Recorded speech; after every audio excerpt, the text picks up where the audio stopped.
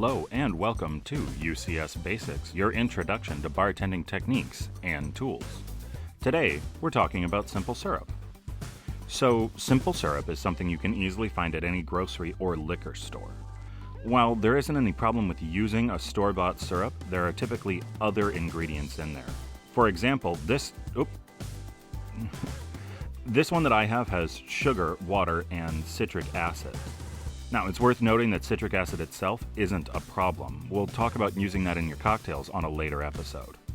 However, when it's in your simple, it's one more thing that's out of your control.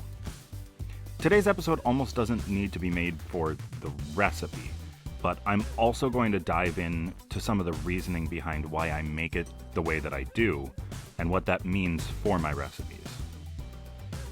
Simple syrup is extremely easy and inexpensive to make, so I'm going to show you how to make your own at home with just 2 ingredients in under 5 minutes. I'm going to be making my measurements by weight because it's a little more precise. So you want to turn on your scale, put an empty bottle on there, and tear it out. Now we'll add some sugar. With the proportions that I'm working with, your finished simple syrup will have about the same volume as your sugar, so use that to gauge how much you want to make. I think I'll use about 10 ounces of sugar, just because I don't use simple syrup too often at home, and it's easy enough to whip up another batch when I run out. So once you have all of your sugar in there, you'll want to tear out your scale and you'll change over to fluid ounces. This is an Ascali scale. It's a great option that allows you to easily switch between measurement units.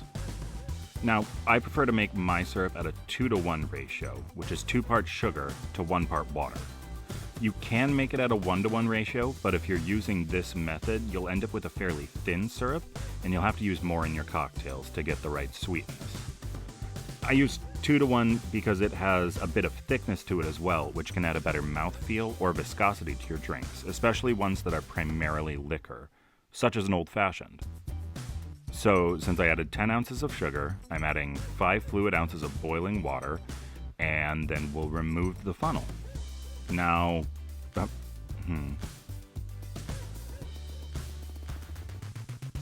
Now we're going to take the lid that I forgot by the sink when I was cleaning this bottle out, put the lid on, and then we'll shake this for a bit just to make sure that the sugar is dissolving and integrating. Remember that you did just pour boiling water into this bottle, and glass does in fact conduct heat. So I'd make sure to have some sort of towel around to protect your hands. They can take a little bit of time for the sugar to fully dissolve with this method, so I typically shake it for 30 to 45 seconds, and then I'll leave it to settle for a while. If you notice after a bit that there's still some sugar that hasn't dissolved, you can warm this up again, but in my experience it will fully integrate and clear up within about 24 hours. So this is after about 5 minutes. You can see it's starting to clear up. And this is the next day. You can see the bubbles have separated out and everything's good.